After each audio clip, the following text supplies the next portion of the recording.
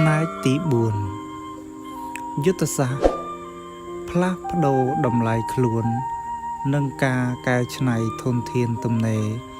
ឲ្យទៅជាទ្រព្យសកម្ម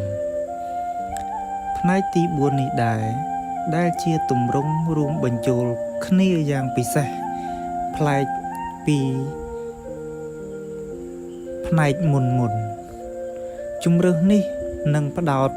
លើការផ្លាស់ប្ដូរតម្លៃខ្លួននិងយុទ្ធសាស្ត្រច្នៃធនធានជុំវិញខ្លួនដែលជាចំណុចចាក់ដោតបំផុតសម្រាប់អ្នកធ្វើការឲ្យគេការផ្លាស់ប្ដូរតម្លៃខ្លួននិងការកែច្នៃធនធានទំនេរឲ្យទៅជាទ្រព្យសម្បត្តិគឺជាវិជាសាស្ត្រពិតប្រាកដមួយនៃការបង្កើតទ្រព្យមនុស្ស 1% មិនដែលទុកឲ្យធនធាននៅស្ងៀមឡើយទោះបីជាពេលវេលាចំណេះដឹងឬដីធ្លីទំនេរក៏ដោយពួកគេតែងតែរកវិធី